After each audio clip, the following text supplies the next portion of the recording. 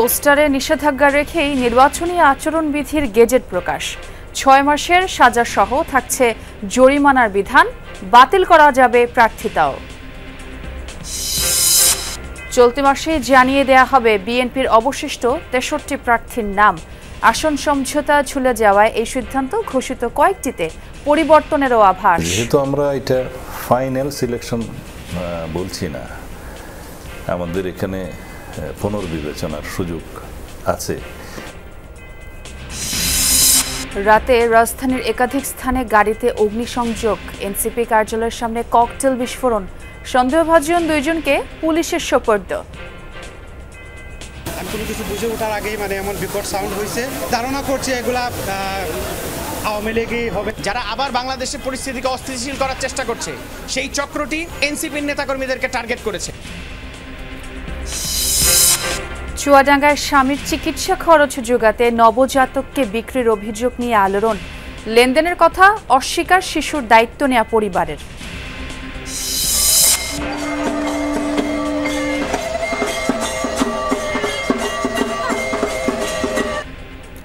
রাখের উপবাস ঘিরে লোকনাথ আশ্রমে ভিন্ন আবহ, নানা আচার আয়োজনে কার্তিক ব্রত পালন করছেন ভক্ত অনুসারীরা। সংসারে সুখ শান্তির জন্য এখানে আসা হয়েছে এবং সবার মঙ্গল কামনার জন্য। ভগবান সবার সবাইকে মঙ্গল করুক। মনে মনে বিশ্বাস করি, যেগুলো মানত করি সেগুলো পাওয়া যায়। সিলেটের সকাল 9:30টায় প্রথম টেস্টে আয়ারল্যান্ডের বিপক্ষে মাঠে নামবে বাংলাদেশ। স্পোর্টিং উইকেটে ভালো রানের আশা অধিনায়ক শান্তর।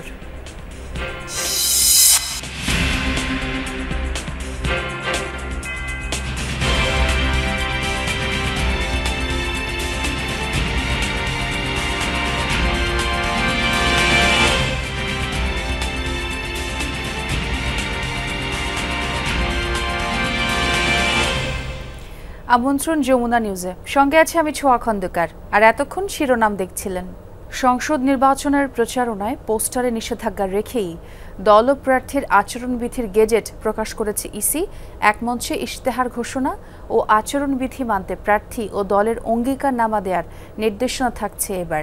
সোমবার রাতে ত্রয়োদশ জাতীয় নির্বাচনকে সামনে রেখে রাজনৈতিক দল ও প্রার্থীর আচরণবিধিমালা ২০২৫ জারি করেছে নির্বাচন কমিশন। সোশ্যাল মিডিয়ায় ভোটের প্রচারে কড়াকড়ি আরোপ, অসৎ উদ্দেশ্যে এআই ব্যবহারে মানা, পোস্টার ও ড্রোন ব্যবহারে নিষেধাজ্ঞা সহ আসন প্রতি ২০টির বেশি বিলবোর্ডে নিষেধাজ্ঞা থাকছে বিধিতে। আচরণবিধি লঙ্ঘনে সর্বোচ্চ ৬ মাসের কারাদণ্ড ও ১.৫ লাখ টাকা জরিমানা এবং দলের জন্য ১.৫ লাখ টাকা অর্থদণ্ডের বিধান রাখা হয়েছে এইবার। প্রয়োজনে তদন্ত সাপেক্ষে প্রার্থিতা বাতিলের ক্ষমতাও রয়েছে ইসির। নির্বাচন ব্যবস্থা সংস্কার কমিশনের সুপারিশ ও ২০০৮ সালের আচরণবিধির সঙ্গে সমন্বয় রেখে বেশ কিছু নতুন বিষয় যুক্ত করে এবার নতুন আচরণবিধি প্রণয়ন করল সাংবিধানিক প্রতিষ্ঠানটি। এর আগে গণপ্রতিনিধিত্ব আদেশ আরপিও সংশোধন অধ্যাদেশ জারির পর সেই আলোকেই আচরণবিধি গেজেট আকারে জারি করেছে ইসি।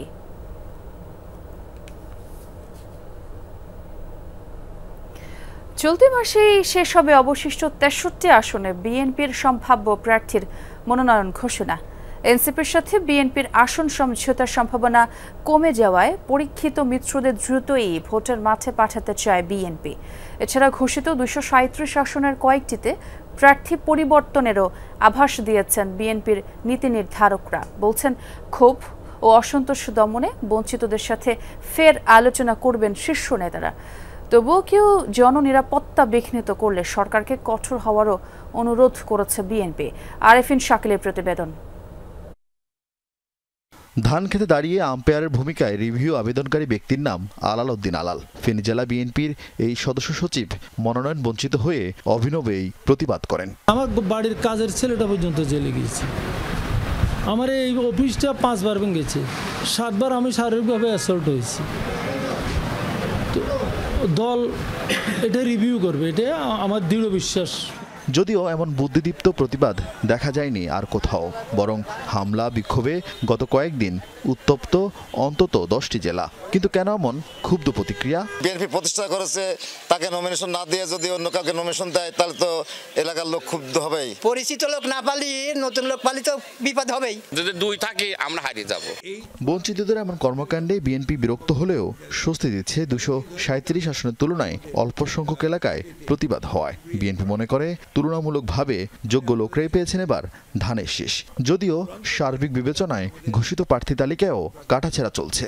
প্রতিবাদ করার তো অধিকার থাকতেই পারে, তার মধ্যে 237-এর মধ্যে 4-5টা জায়গায় সমস্যা হয়েছে, কিছুই নাই। মনোনয়নের যে ক্রাইটেরিয়া আমরা করেছিলাম আগে থেকে, সেই ক্রাইটেরিয়ার পরিপ্রেক্ষিতে সিদ্ধান্ত হয়েছে।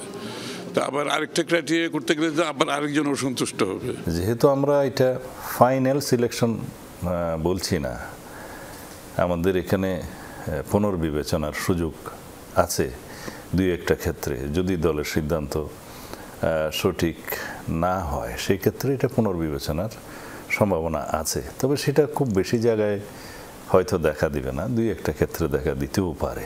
ঘোষণাহীন 63 আসনের প্রার্থী তালিকা নিয়েও বিএনপির একাধিক টিম কাজ করছে। তীব্র অন্তকোন্দল থাকা আসনের মনোনয়ন প্রত্যাশীদের সাথে কথা বলছেন তারেক রহমান। ছোট দলের বড় নেতাদের সাথে দর কষাকষি করছেন লেয়াজু কমিটির নেতারা। আর এনসিপির অতিরিক্ত চাহিদায় দলটি নিয়ে আগ্রহ কমেছে বিএনপির। এনসিপির সাথে আমাদের কোনো নির্বাচনী সমঝোতা এখনো পর্যন্ত হয়নি। আমাদের একটা প্রতিশ্রুতি আছে যে যোগ্যতা আন্দোলনে যারা আমাদের শরিক ছিল ফ্যাসিবাদ বিরোধী গণতান্ত্রিক আন্দোলনে, তাদের সবাইকে নিয়ে ঐক্যমতের ভিত্তিতে একটা জাতীয় সরকার নির্বাচন এবং সরকার করা। তো বসে আমরা সেটা ঠিক করব, সেটা তালিকার সাথে প্রাপ্তির মিল নাও থাকতে পারে। এই মাসের শেষ সপ্তাহের মধ্যেই সবকিছু ফাইনালাইজ করতে পারবো। এনসিপিকে বাদ দিয়ে বরং জুলাই অভ্যুত্থানের শহীদ পরিবার ও আহতদের দলে সম্পৃক্ত করতে তৎপর বিএনপি। মুক্তিযুদ্ধের পাশাপাশি জুলাই অভ্যুত্থানকেও পুরোপুরি ধারণ করতে চায় দলটি। সেই বিবেচনায় মীর মুগ্ধের ভাই মীর স্নিগ্ধকে একটি আসনে মনোনয়ন দেওয়ার চিন্তা বিএনপির। আরিফিন শাকিল, যমুনা নিউজ, ঢাকা। সোমবার সন্ধ্যার দিকে রাজধানীর ধানমন্ডিতে ল্যাবেইড হাসপাতালের সামনে একটি বাসে অগ্নিকাণ্ডের ঘটনা ঘটেছে। রাত 1:30টার দিকে যাত্রাবাড়িতে একটি বাসে আগুন দেয় দুর্বৃত্তরা। এদিকে রাত 11টার দিকে রাজধানীর বাংলা মোটরে এনসিপি প্রধান কার্যালয়ের সামনে ককটেল বিস্ফোরণের ঘটনা ঘটেছে। এই ঘটনায় 2জনকে আটকও করেছে আইনশৃঙ্খলা বাহিনী। বিস্ফোরণে 4 জন আহত হয়। সোমবার সন্ধ্যায় রাজধানীর ধানমন্ডিতে ল্যাবেট হাসপাতালের সামনে একটি বেসরকারি বিশ্ববিদ্যালয়ের বাসে অগ্নিকাণ্ডের ঘটনা ঘটেছে। সন্ধ্যা 7:30টার দিকে খবর পেয়ে ফায়ার সার্ভিসের 2টি ইউনিট আগুন নিয়ন্ত্রণে আনে। রাত 1:30টার দিকে যাত্রাবাড়িতে একটি বাসে আগুন দেয় দুর্বৃত্তরা। গত কদিন ধরে রাজধানী সহ দেশের বিভিন্ন জায়গায় যানবাহনে আগুন সহ বিভিন্ন নাশকতার ঘটনা ঘটছে। এসব বিবেচনায় নিয়ে তদন্ত করছে পুলিশ। এদিকে রাত 11টার দিকে জাতীয় নাগরিক পার্টি এনসিপির প্রধান কার্যালয়ের সামনে 2টি ককটেল বিস্ফোরণের ঘটনা ঘটেছে। এতে 4 জন আহত হয়। পালানোর সময় 2 জন সন্দেহভাজনকে ধরেছে এনসিপি নেতাকর্মীরা। আমি কোনো কিছু বুঝে ওঠার আগেই এমন বিকট সাউন্ড হয়েছে, আর এর বাইরে আমি কোনো কিছু বলতে পারি না। আমি ধারণা করছি এগুলা আওয়ামী লীগই হবে, তাদের সন্ত্রাসী বা তাদের যারা আছে, যারা আবার বাংলাদেশের পরিস্থিতিকে অস্থিতিশীল করার চেষ্টা করছে, সেই চক্রটি আবারও প্রথম টার্গেট হিসাবে আমরা দেখেছি গণ অভ্যুত্থানের পর থেকে বিভিন্ন জায়গায় তারা এনসিপির নেতাকর্মীদেরকে টার্গেট করেছে। উপস্থিত এনসিপি নেতাকর্মীরা অভিযোগ করেন 13 তারিখে কার্যক্রম নিষিদ্ধ থাকা আওয়ামী লীগের লকডাউন কর্মসূচিকে কেন্দ্র করে নাশকতা তৈরি করতে এই ককটেল বিস্ফোরণের ঘটনা ঘটানো হয়েছে। হাসিবুল করিম বিজয়, যমুনা নিউজ, ঢাকা। ধর্মকে ব্যবহার করে একটি চক্র ভেদাভেদ তৈরি করছে, চেষ্টা করছে নির্বাচন বানচালের। আর এমন অভিযোগ করেছেন বিএনপি মহাসচিব মির্জা ফখরুল ইসলাম আলমগীর।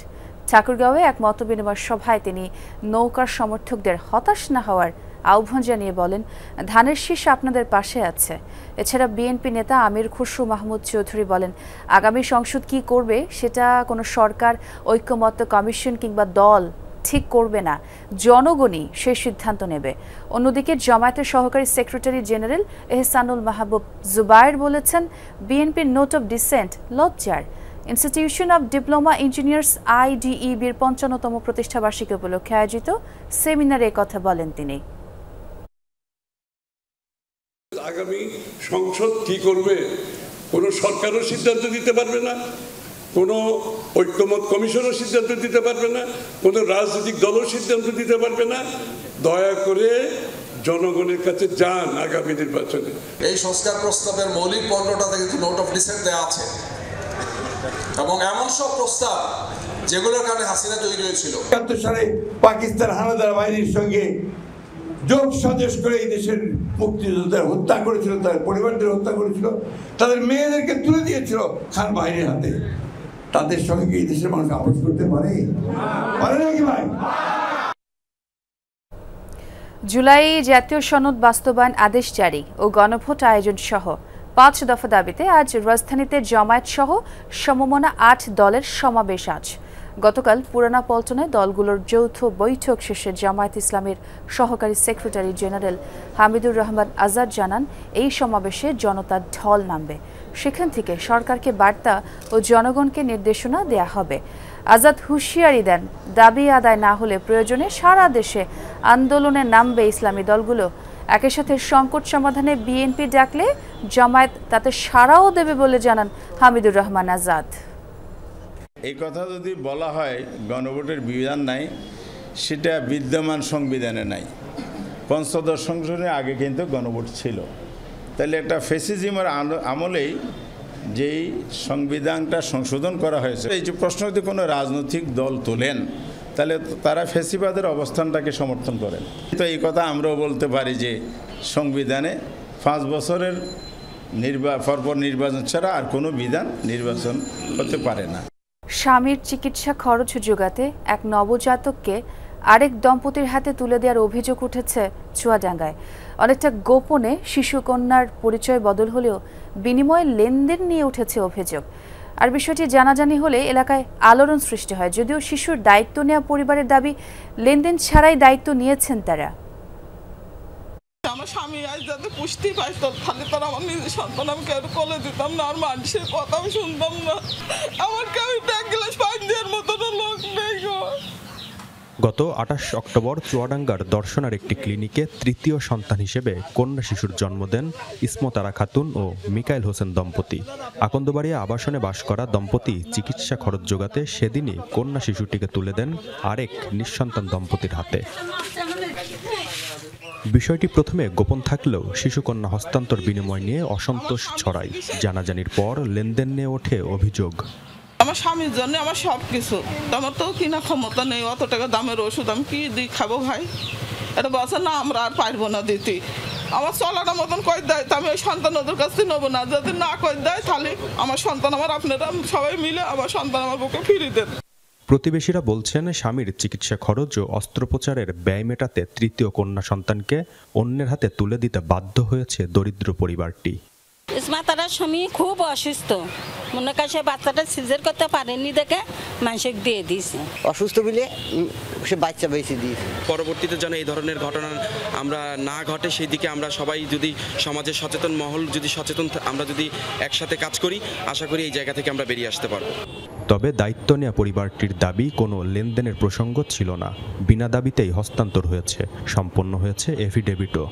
সেই পরিবারের সাথে আমরা যোগাযোগ করি, বাচ্চা যদি আপনারা দেন তাহলে আমরা নিতে ইচ্ছুক। কোনোই দাবি ছিল না। তখন তারা জানায় যে আপাতত হসপিটাল খরচটা দিলেই আর বাচ্চা যদি ভালো থাকে এটাই তাদের চাহিদা।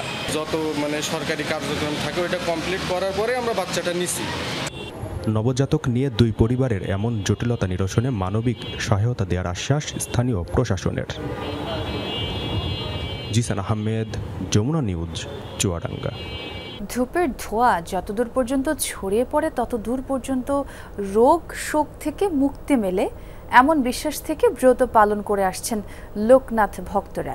এটি পরিচিত রাখির উপবাস বা কার্তিক ব্রত নামে। 150 বছর ধরে ঐতিহ্যবাহী এটি আয়োজিত হচ্ছে লোকনাথ ব্রহ্মচারী আশ্রমে।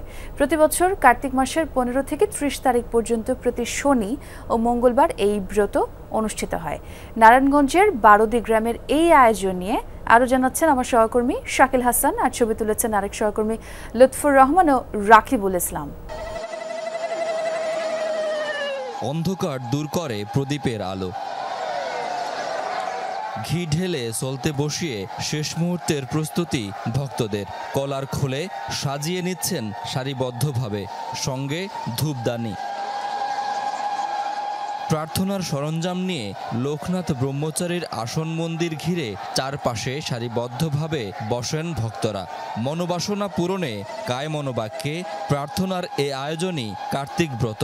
এই আচারটি রাখের উপবাস নামেও পরিচিত।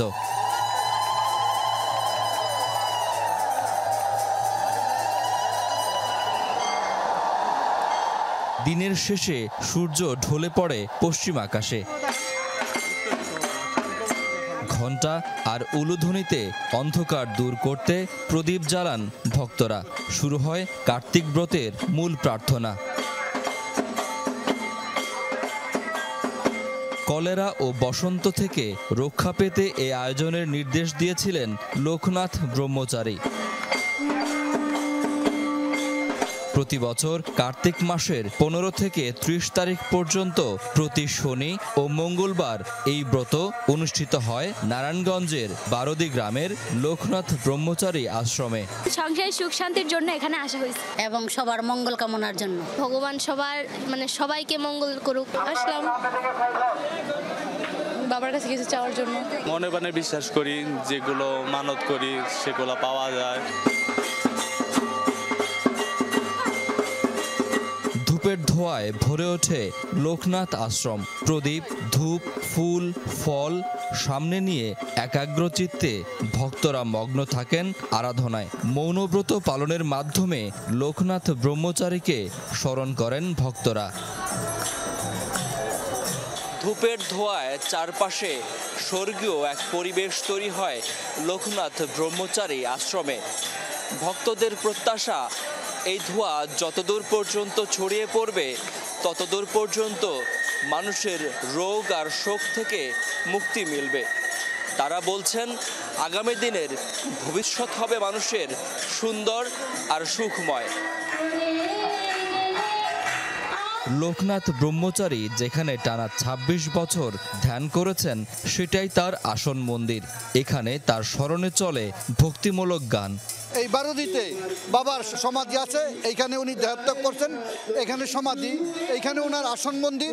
এখান থেকেই সারা দেশে 3 থেকে 400 মন্দির আছে। সমস্ত মন্দিরে একই দিনে আপনার এই কার্তিক ব্রত পালিত হচ্ছে। দিন দিন এটা আপনার কলেবর বাড়তেছে এবং আমরা দেখতেছি আপনার প্রতি বছরই ভক্তের সঙ্গে আজকে আপনারা যারা লক্ষ্য করতেছেন, এটা বলা যায় যে কয়েক বছরের মধ্যে সর্বোচ্চ সংখ্যক ভক্ত আজকে জড়ো হয়েছে।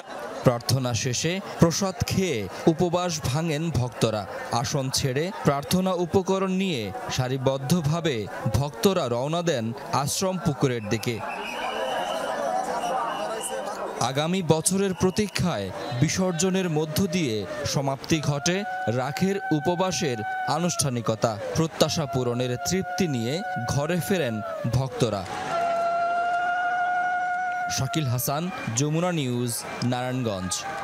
উত্তরাঞ্চলের প্রকৃতিতে অনেক আগে থেকেই দেখা দিয়েছে শীতের আমেজ এবং কুয়াশার চাদর মুড়ে ভোর নেমে আসে। আমরা একটু কুড়িগ্রাম থেকে ঘুরে আসতে চাই, আমার সহকর্মী নাজমুল হোসেন আছেন সেখানে। নাজমুল, শীতের আমেজ তো আছে এবং কুয়াশাও দেখতে পাচ্ছি, শীত কেমন অনুভব করছেন জানাবেন আমাদের। স্যার, আপনি যেমনটি বলছিলেন, আসলে কুড়িগ্রামে গেল অক্টোবর মাস থেকে কুয়াশার প্রভাবটা পড়তে শুরু করেছে। আর গেল 2 দিন থেকে আমরা যদি বলি শীতের কিছুটা প্রভাব পড়তে শুরু করেছে, কেননা হিম বাতাসটা ইতিমধ্যে আমাদের কুড়িগ্রামে বয়ে চলা শুরু করেছে, যার কারণে শীতের যে প্রভাব বা ঠান্ডার যে প্রভাবটা সেটা ইতিমধ্যে পড়তে শুরু করেছে। আর এর মধ্যেই দেখা যাচ্ছে যে ভোর 4টা থেকে এদিক সকাল 7টা 8টা পর্যন্ত কুয়াশাটা বিরাজ করে। তবে গেল কিছুদিন থেকে সেরকম ঠান্ডাটা ছিল না, 2 দিন থেকে আমরা ঠান্ডার প্রকোপটা পাচ্ছি। আর এই ঠান্ডার দিন যতই যাবে ততই ঠান্ডার প্রকোপটা বাড়ার সম্ভাবনা রয়েছে। আমাদের আবহাওয়া অফিস কুড়িগ্রামে সেটা জানিয়েছেন যে কুড়িগ্রামে আজকে তাপমাত্রা সর্বনিম্ন 16.7 ডিগ্রি সেলসিয়াস। আর এই মাসের নভেম্বরের শেষ সপ্তাহের দিকে একটি শৈত্যপ্রবাহ বয়ে যাওয়ার শঙ্কা তারা প্রকাশ করেছেন। আমরা স্থানীয় একটা নদী তীরবর্তী মানুষের কাছে জানতে চাবো, আসলে ঠান্ডাটা কেমন উপলব্ধি করছেন, কি অবস্থা ঠান্ডা কিছুটা আস্তে আস্তে বাড়তেছে। এখন তো ঠান্ডা কাপড় কি আপনারা কিনতে পাচ্ছেন? না, এখনো কিনি করতে শুরু করি নাই, কারণ যে আয় ওই হিসেবে কাপড় চোপড়ের দাম বেশি, শীতের কাপড়ের দাম বেশি। জিনিসপত্র তো যা দাম তো সবাই তো দেখতেই আছে, যে হিসেবে আয় করি ওই হিসেবে জিনিসপত্রের দাম অনেক বেশি। আপনাদের আয় কি রকম হয় আর ব্যয় কি রকম হচ্ছে? মনে করেন দেখা যায় দিনে যদি আপনি দিন মজুরি যারা কাম করে, দিন 500 টাকা কাম করলে তার বাজার করতে গেলে দেখা যায় 700-800 টাকা লাগে বাজার করতে। এইবার এটা চলবো কেমনে? মজুরি সেরকম পাওয়া যাচ্ছে না। স্যার, আপনি যেমনটি শুনছিলেন, আসলে এই অঞ্চলের মানুষের দিন হাজিরার সঙ্গে নিত্য দিনের যে জিনিসপত্রের দাম এবং হচ্ছে শীতের যে কাপড়ের দামটা বিরাজ করছে, সেটার সাথে কিছুটা হলেও সামঞ্জস্য না হয়ে তারতম্য বিরাজ করছে, যার কারণে এই অঞ্চলে শীত যতটা। নাজমুল, অনেক ধন্যবাদ আপনাকে যোগ দেওয়ার জন্য। দীর্ঘ 28 বছর পর অনুষ্ঠিত হতে যাওয়া শাহজালাল বিজ্ঞান ও প্রযুক্তি বিশ্ববিদ্যালয় কেন্দ্রীয় ছাত্র সংসদ নির্বাচন নিয়ে দেখা দিয়েছে নানা অনিশ্চয়তা। নভেম্বরের দ্বিতীয় সপ্তাহে নির্বাচন আয়োজনের কথা থাকলেও এখনও তফসিল ঘোষণা করেনি বিশ্ববিদ্যালয় প্রশাসন। এদিকে নির্বাচন কমিশন প্রস্তুতি সম্পন্নের কথা বললেও শিক্ষার্থীদের মধ্যে রয়েছে শঙ্কা। সবশেষ 1997 সালে অনুষ্ঠিত হয় শাহজালাল বিজ্ঞান ও প্রযুক্তি বিশ্ববিদ্যালয়ে কেন্দ্রীয় ছাত্র সংসদ নির্বাচন। এরপর কেটে গেছে 28 বছর। দেশের অন্যান্য বিশ্ববিদ্যালয়ে ছাত্র সংসদ নির্বাচনের পর থেকেই আলোচনায় সাকসু। পরবর্তীতে নভেম্বরে দ্বিতীয় সপ্তাহে নির্বাচন আয়োজনের কথাও জানায় বিশ্ববিদ্যালয় প্রশাসন। তবে বিলম্ব হওয়ায় আন্দোলনে নামেন শিক্ষার্থীদের একাংশ। 13 সদস্যের নির্বাচন কমিশন গঠন করলে সেখান থেকে পদত্যাগ করেন 4 শিক্ষক। এরপর আর ঘোষণা হয়নি তফসিল। সব মিলিয়ে সাকসু নিয়ে শিক্ষার্থীদের মধ্যে দেখা দিয়েছে শঙ্কা। যদি তফসিলটা এই সপ্তাহের মধ্যে ঘোষণা না হয়, প্রার্থীর লিস্টটা এই সপ্তাহের মধ্যে ঘোষণা না হয়, তাহলে আমার সাকসু নির্বাচন হওয়া নিয়ে আমার একটা আশঙ্কা আছে। ডিসেম্বর ইলেকশন না হলে আপনার ফেব্রুয়ারিতে আপনার জাতীয় সংসদ নির্বাচন হচ্ছে, তো সেক্ষেত্রে আমার মনে হয় ইলেকশন না হওয়ার পসিবিলিটি একটু বেশি। অন্যান্য ছাত্র সংগঠন নির্বাচন নিয়ে প্রস্তুত থাকলেও এখনও লেভেল প্লেইং ফিল্ড তৈরি হয়নি দাবি ছাত্রদলের। আমরা সবাইকে চিনি, সবাইকে জানি। আমাদের প্রতিযোগী যে বন্ধুরা আছে যারা নির্বাচন করার কথা ভাবছেন, সবাই নতুন উদ্যমে কাজ করছে। সবাই সবার জায়গা থেকে শিক্ষার্থীদের কল্যাণ হবে যে কাজগুলোতে এই ধরনের কাজগুলো কিন্তু নিয়ে আসছেন। তো আমি মনে করি লেভেল প্লেইং ফিল্ডও আছে। মিনিমাম তো একটা সময় দিতে হবে। সকল দলের সঠিকভাবে কার্যক্রমগুলো পরিচালনা উচিত, সবাইকে চেনা উচিত, সাধারণ শিক্ষার্থীদের কে কোন দল করে সেটা জানা উচিত। তো সেই জায়গা থেকে আমি মনে করি যে এটা এখনো যথেষ্ট নয়। নির্বাচন কমিশনের আশ্বাস, চলতি সপ্তাহেই ঘোষণা হতে পারে তফসিল। এতটুকু বলতে পারি, এক্স্যাক্টলি আমি তারিখ না বললেও যে আমরা প্রস্তুত আছি, আর এই সপ্তাহের মধ্যে এটা হবে তফসিলের ব্যাপারে যে সিদ্ধান্ত পাওয়া যাবে আশা করছি আর কি। সকল শিক্ষার্থীদের অংশগ্রহণ নিশ্চিত করে দ্রুত সময়ের মধ্যে সাকসু নির্বাচনের প্রত্যাশা ছাত্র সংগঠনগুলোর। নাবিল হোসেন, যমুনা নিউজ, সিলেট। ব্রাহ্মণবাড়িয়া 5 আসনে ধানের শীষের বিজয় নিশ্চিতে জোরে সোরে মাঠে নেমেছে বিএনপি। অন্তত 1 ডজন মনোনয়ন প্রত্যাশীর মধ্যে নবীনগর উপজেলা বিএনপির সভাপতি অ্যাডভোকেট এম এ মান্নানকে প্রাথমিকভাবে প্রার্থী ঘোষণা করেছে দলটি। এতে সন্তুষ্টির কথা জানিয়েছেন তৃণমূলের নেতাকর্মীরা। বলছেন, দল মনোনীত প্রার্থীকে বিজয়ী করতে ঐক্যবদ্ধভাবে কাজ করবেন সবাই। মেঘনা ও তিতাস নদী বেষ্টিত ব্রাহ্মণবাড়িয়ার নবীনগর উপজেলা যোগাযোগ ব্যবস্থা, কর্মসংস্থান সহ বিভিন্ন দিক থেকে বেশ পিছিয়ে এই জনপদ। দীর্ঘদিনেও কাঙ্ক্ষিত উন্নয়ন না হওয়ায় ক্ষোভ রয়েছে স্থানীয়দের মাঝে। আসন্ন সংসদ নির্বাচন ঘিরে নানান হিসেব কষছেন ভোটাররা। এবার সুষ্ঠুভাবে পছন্দের প্রার্থীকে ভোট দিতে পারবেন এমন প্রত্যাশা তাদের। 70 বছর ধরে আমরা দেশে নির্বাচন হচ্ছে, আমরা ভোট দিতে পারি নাই, ভোট কিনে যাইতে পারি নাই। এবার ইনশাল্লাহ আমরা ভোট কিনে যাইতে পারবো। সার, ডিজেল এবং বীজ, এই তিনটা আমরা দামটা কমাই দেয় আমরা একটু ভালো। আসনটিতে বিজয়ী হতে এরই মধ্যে জোরে সোরে মাঠে নেমেছে বিএনপি। দলের মনোনয়ন পেতে অনেকদিন ধরে এলাকায় কাজ করছেন অন্তত 1 ডজন নেতা। প্রাথমিকভাবে ব্রাহ্মণবাড়িয়া 5 আসনে মনোনয়ন পেয়েছেন উপজেলা বিএনপির সভাপতি অ্যাডভোকেট এম এ মান্নান। দলের ত্যাগী নেতাকে মূল্যায়ন করায় খুশি বিএনপির তৃণমূলের নেতাকর্মীরা। অ্যাডভোকেট এম এ মান্নান সব দলীয় কর্মকাণ্ড সব সময় উনি আমাদের পাশে ছিল, আন্দোলন সংগ্রামে উনি সবসময় ছিল। আমরা একমাত্র আমাদের মূল স্রোত অ্যাডভোকেট এম এ মান্নানের নেতৃত্বে নবীনগর প্রতিটি আন্দোলন সংগ্রামে আমরা অগ্রণী ভূমিকা পালন করেছি। আমরা সবাই ঐক্যবদ্ধ হয়ে আমরা ওই দানের শীর্ষের প্রতীক আমরা আনুগত্য করে যার হাতে দানের শীষ তুলে দিয়েছে আমরা তার জন্য কাজ করব। প্রার্থী ঘোষণার পর বাকি মনোনয়ন প্রত্যাশীদের বাড়িতে গিয়ে তাদের সাথে শুভেচ্ছা বিনিময় করেছেন এম এ মান্নান। সবাইকে সাথে নিয়ে এলাকার উন্নয়নে কাজ করতে চান তিনি। আমরা এই সকল অঙ্গ সংগঠনকে নিয়েই আমরা বিগত দিনে আন্দোলন সংগ্রাম যেভাবে করেছি আগামী দিনেও এই ফেব্রুয়ারি মাসে যে নির্বাচন হবে সেই নির্বাচন আমরা মোকাবেলা করব। নবীনগরের সর্বস্তরের জনসাধারণের একটি আকাঙ্ক্ষা বিএনপিতে এমপি নির্বাচিত হতে পারে, তাহলে নবীনগরের অবহেলিত নবীনগরের আগামী দিনের উন্নয়ন সাধিত হবে। ব্রাহ্মণবাড়িয়ার 6টি আসনের মধ্যে 4টিতে প্রাথমিক মনোনয়ন ঘোষণা করেছে বিএনপি। ধানের শীষের বিজয় নিশ্চিত করতে জোরদার করা হয়েছে সাংগঠনিক তৎপরতা। জেলা বিএনপির পক্ষ থেকে তাদের সাথে আমাদের সার্বক্ষণিক যোগাযোগ আছে। তারা আমাদের সময় সময় আমাদের কাছ থেকে পরামর্শ নিচ্ছে, আমরা পরামর্শ দিচ্ছি। তাদের সার্বিক সহযোগিতা করার জন্য আমরা সবসময় যোগাযোগ রাখছি। ব্রাহ্মণবাড়িয়া 5 আসনে মোট ভোটার প্রায় 4,70,000। জাহিদ হাসান, যমুনা নিউজ। করদাতা বান্ধব সুষ্ঠু প্রক্রিয়া নিশ্চিত করা গেলে বিস্তৃত হবে কর জাল, মনে করেন এনবিআর চেয়ারম্যান আব্দুর রহমান খান। সেই লক্ষ্য অর্জনে পরিবর্তন আনা হয়েছে ব্যবস্থাপনায়ও, সহজ করা হয়েছে নীতিমালা। আব্দুর রহমান বলছেন, সহজ স্বচ্ছতার অংশ হিসেবে বাধ্যতামূলক করা হয়েছে ব্যক্তি পর্যায়ে ই রিটার্ন। কর অব্যাহতির বিষয়টিও এনবিআর না রেখে ছেড়ে দেওয়া হয়েছে সংসদের ওপর। এনবিআর চেয়ারম্যানের সঙ্গে কথা বলেছেন আমার সহকর্মী হুমায়ুন রশিদ। সরকার পরিচালনার যাবতীয় খরচের মূল যোগান আসে এনবিআরের মূল্য সংযোজন কর, আমদানি রপ্তানি শুল্ক এবং আয়কর থেকে। রাষ্ট্র নাগরিকের বোঝাপড়ার এ চুক্তি নিয়ে ক্ষোভ হতাশা বহু পুরনো। একদিকে এনবিআর বেঁধে দেওয়া অর্থ আদায় করতে পারে না, অন্যদিকে যারা কর দেন তাদের থাকে ভোগান্তি, হয়রানির নানা অভিযোগ। বাংলাদেশের বাস্তবতা হচ্ছে 1,12,00,000 টিআইএন ধারীর মধ্যে রিটার্ন জমা হয় 40 লাখের মতো। কর দেওয়ার জটিল প্রক্রিয়া ও কর্মকর্তাদের আচরণ নিয়ে প্রশ্ন তোলেন ব্যবসায়ী সহ ব্যক্তিশ্রেণীর সাধারণ করদাতারা। করের উচ্চহার নিয়েও অসন্তোষ আছে তাদের। বিষয়গুলোর সহজ সমাধানে করজাল বাড়ানোর কথা চলছে বহু বছর ধরে। এনবিআর চেয়ারম্যান বলছেন, কর আদায় সহজ করতে গোটা প্রক্রিয়া অনলাইন ভিত্তিক করছেন তারা। এতে নথিবদ্ধ থাকে করদাতার আয় ব্যয় ও সম্পদের বিবরণ। হয়রানির অভিযোগ কমাতে কর্মকর্তাদেরও অনুসরণ করতে হবে ট্যাক্স অডিট গাইডলাইন।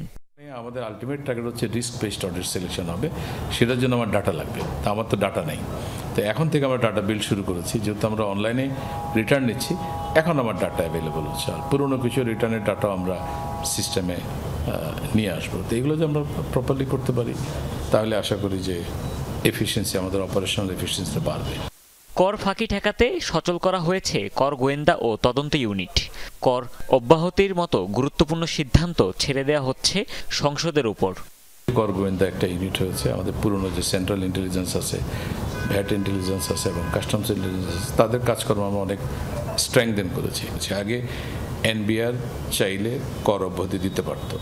নতুন আইন এবং নতুন পলিসি বলছে এনবিআর বা সরকার কোনো কর অব্যাহতি দিবে না, কর অব্যাহতি দিবে একমাত্র পার্লামেন্ট। অনেক দেশে না থাকলেও লাভ ক্ষতি হিসাব না করে মোট আয়ের উপর টার্নওভার ট্যাক্স বা ন্যূনতম কর আদায় করে এনবিআর। চেয়ারম্যান বলছেন, এখনই এটি বাতিল করা সম্ভব হচ্ছে না। আইনের সুষ্ঠু প্রয়োগ হলে বিপুল ব্যক্তি কর সংস্কৃতির মধ্যে আসবে বলে আশা আব্দুর রহমান খানের। হুমায়ুন রশিদ, যমুনা নিউজ, ঢাকা। কমানো হলো মেডিকেল কলেজের শিক্ষার্থী ভর্তির আসন সংখ্যা। সরকারিতে 280 এবং বেসরকারিতে কমেছে 292টি সিট। এছাড়া এবার শিক্ষার্থী ভর্তি বন্ধ করা হয়েছে 2টি বেসরকারি মেডিকেলে। স্বাস্থ্য বিভাগ বলছে, কলেজের শিক্ষা সুবিধা ও সক্ষমতা অনুযায়ী আসন পুনর্বিন্যাস করা হয়েছে। মেডিকেল শিক্ষায় মানের প্রশ্নে কোনো ছাড় দেওয়া হবে না বলে জানিয়েছে স্বাস্থ্য মন্ত্রণালয়। দেশে বেসরকারি মেডিকেল কলেজ ৬৭টি আর সরকারি ৩৭টি। প্রতি বছর ভর্তির সুযোগ পান ১১,৬৭৩ জন। এর মধ্যে সরকারিতে ৫,৩৮০ আর বেসরকারিতে আসন ৬,২৯৩টি।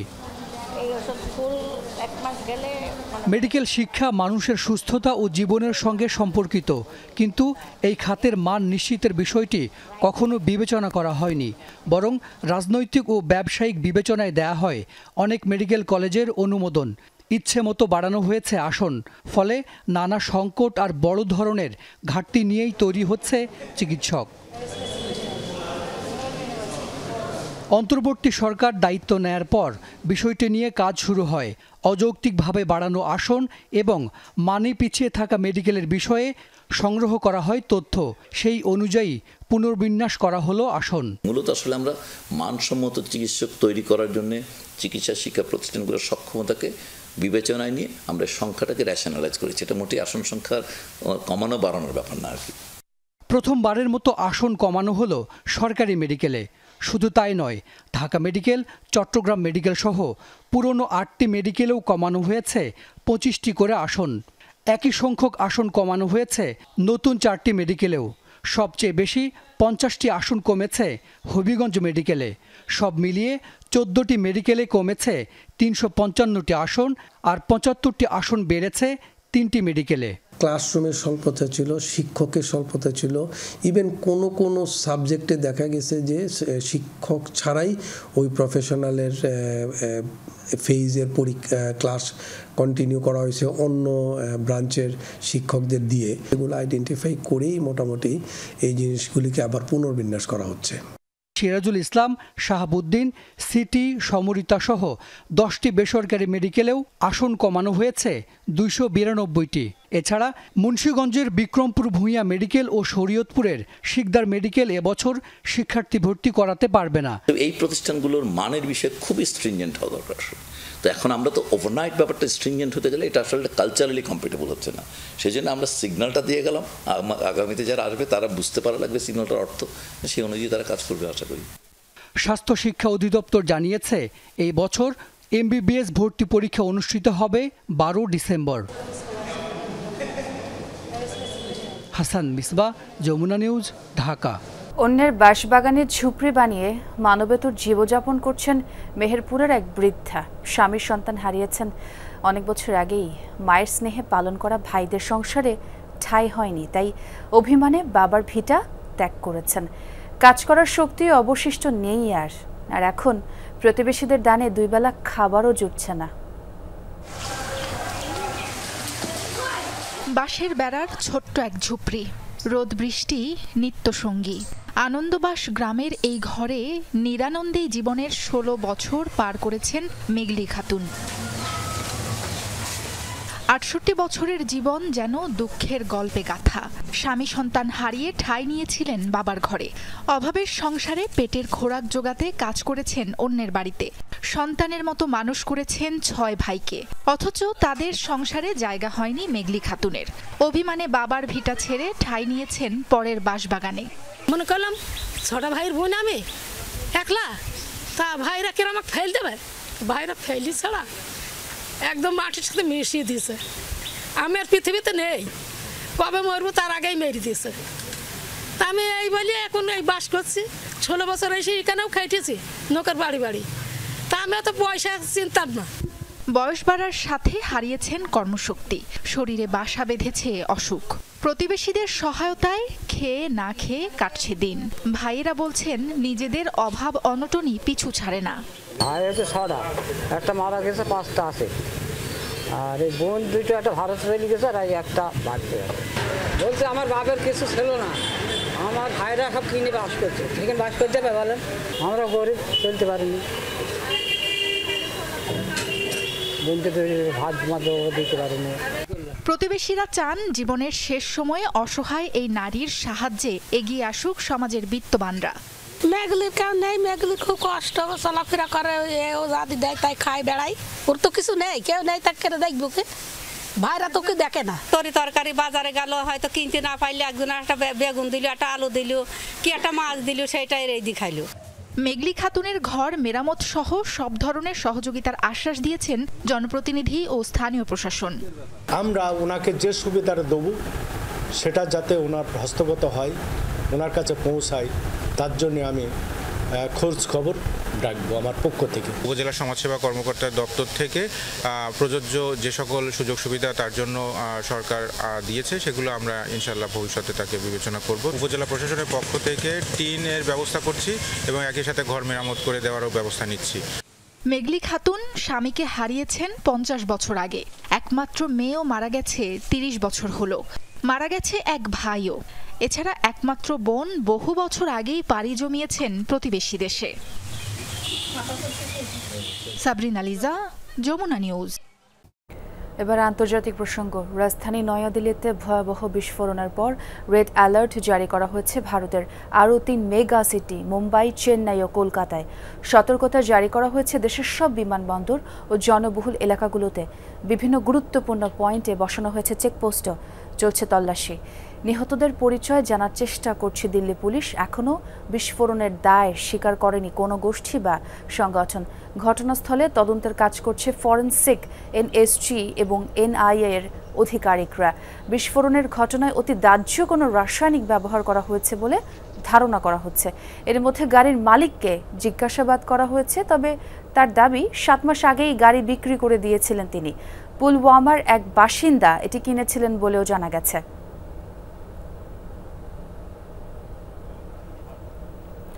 ভয়াবহ বিস্ফোরণে কাঁপল ভারতের রাজধানী নয়াদিল্লি। ঐতিহাসিক লাল কেল্লার পাশেই অবস্থিত মেট্রো স্টেশন এলাকায় হঠাৎ এক গাড়ি এসে থামলে ঘটে বিস্ফোরণ। আগুন লেগে যায় আশপাশের আরও বেশ কিছু গাড়িতে। ঘটনাস্থলেই প্রাণ হারান 8 জন। তবে বিভিন্ন গণমাধ্যম বলছে প্রাণহানির সংখ্যা কমপক্ষে 13, আহত আরও 35 জন। এটি দুর্ঘটনা নাকি সন্ত্রাসী হামলা তা জানতে চলছে তদন্ত। চারিদিকে রক্ত, চিৎকার আর মানুষের হুড়োহুড়ি। হঠাৎই যেন নরক নেমে এসেছে ভারতের রাজধানী নয়াদিল্লির এই ব্যস্ত সড়কে। স্থানীয় সময় সন্ধ্যায় ভয়াবহ এক বিস্ফোরণে কেঁপে ওঠে দিল্লির ঐতিহাসিক লালকেল্লার 1 নং গেটের পাশে অবস্থিত এই মেট্রো স্টেশন। সেখানেই এক গাড়িতে ঘটে বিস্ফোরণ। ঘটনাস্থলেই মারা যায় বেশ কয়েকজন। আহত অনেককেই হাসপাতালে নিতে শুরু হয় ছোটাছুটি। রাস্তায় পড়ে থাকতে দেখা যায় নিহতদের ছিন্ন ভিন্ন মরদেহ। কখনো এত জোরে বিস্ফোরণের শব্দ শুনিনি। মনে হচ্ছিল এখনই হয়তো মারা যাব। আমরা রাস্তায় একজনের হাত পড়ে থাকতে দেখেছি। এই দৃশ্যের ভয়াবহতা ভাষায় প্রকাশ করতে পারবো না। প্রত্যক্ষদর্শীরা জানান বিস্ফোরণের মাত্রা এতই তীব্র ছিল যে পাশে রাখা আরও কয়েকটি গাড়িতেও ছড়িয়ে পড়ে আগুন। ভেঙে চুরমার হয়ে যায় কয়েক মিটার দূরের গাড়ির কাচ। ছুটে আসে ফায়ার ব্রিগেড আর দিল্লি পুলিশ। আজ সন্ধ্যা প্রায় 6:52 একটি গাড়ি সিগন্যাল এসে থামে। সঙ্গে সঙ্গেই সেখানে বিস্ফোরণ ঘটে। বিস্ফোরণের কারণে আশেপাশের কয়েকটি গাড়িও ক্ষতিগ্রস্ত হয়েছে। কয়েকজন নিহত হয়েছেন আর কিছু মানুষ আহত হয়েছেন। পরিস্থিতি নিবিড়ভাবে পর্যবেক্ষণ করা হচ্ছে। সম্প্রতি সম্ভাব্য সন্ত্রাসী হামলার শঙ্কা জানিয়ে প্রতিবেদন প্রকাশ করে ভারতের বেশ কিছু গণমাধ্যম। এরই মাঝে এ বিস্ফোরণের ঘটনায় ছড়িয়েছে আতঙ্ক। আশপাশের এলাকায় বিশেষ সতর্কতা জারি করেছে দিল্লি পুলিশ। প্রাণপ্রতিম কুণ্ডু, যমুনা নিউজ। ইসরায়েলের কাছ থেকে 2টি অত্যাধুনিক ক্ষেপণাস্ত্র পেতে যাচ্ছে ভারত। সম্প্রতি এই বিষয়ে সমঝোতার স্মারকে সই করেছে উভয় দেশের প্রতিনিধি। দ্য জেরুজালেম পোস্টের প্রতিবেদন বলছে এর একটি প্রায় 400 কিলোমিটার পাল্লার ব্যালিস্টিক ক্ষেপণাস্ত্র এয়ার লোরা, স্বয়ংক্রিয়ভাবেই যা টার্গেটে নিখুঁত হামলা চালাতে পারে। অপরটির নাম আইস ব্রেকার। এর সাহায্যে সমুদ্রের দুর্যোগপূর্ণ আবহাওয়াতেও শত্রুকে নাস্তা নাবুদ করা সম্ভব হবে। এয়ার লোরা সুপারসনিক গতিতে 400 কিলোমিটার দূর থেকেই শত্রুপক্ষের স্থাপনায় নিখুঁত হামলা চালাতে সক্ষম এই ব্যালিস্টিক ক্ষেপণাস্ত্র। ইসরায়েল অ্যারোস্পেস ইন্ডাস্ট্রিজ IAI নির্মিত এই মিসাইল পেতে বেশ আগে থেকেই আগ্রহী ছিল ভারত। দ্য জেরুজালেম পোস্টের এক প্রতিবেদনে বলা হচ্ছে গেল সপ্তাহে ইসরায়েলের প্রতিরক্ষা মন্ত্রণালয়ের মহাপরিচালক অবসরপ্রাপ্ত জেনারেল আমির বারামের সাথে সাক্ষাৎ করেন ভারতের প্রতিরক্ষা সচিব রাজেশ কুমার সিং। প্রতিরক্ষা সহযোগিতা জোরদারের লক্ষ্যে সমঝোতা স্মারকে সই করে দেশ দুটি। এ প্রেক্ষিতে ইসরায়েলের কাছ থেকে এই সমরাস্ত্র পাবে ভারত।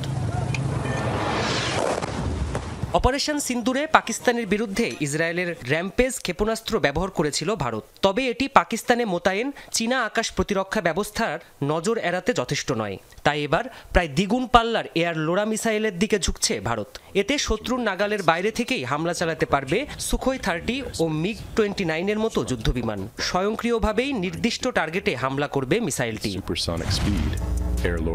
একই সাথে আইস ব্রেকার ক্রুজ ক্ষেপণাস্ত্রও চেয়েছে ভারত। সামুদ্রিক লক্ষ্যবস্তুতে আঘাত হানতে বেশ কার্যকর এই ইসরায়েলি মিসাইল। 300 কিলোমিটার পাল্লার এই ক্ষেপণাস্ত্রে রয়েছে ইনফ্রারেড ভিত্তিক নেভিগেশন। এটির সাহায্যে দুর্যোগপূর্ণ আবহাওয়াতেও নির্ভুল হামলা চালানো সম্ভব। তবে ভারতীয় গণমাধ্যমের দাবি, উন্নত এসব সমরাস্ত্র ক্রয় নয়, তেল আবিব থেকে প্রযুক্তি হস্তান্তরের মাধ্যমে দেশেই তৈরি করবে নয়াদিল্লি।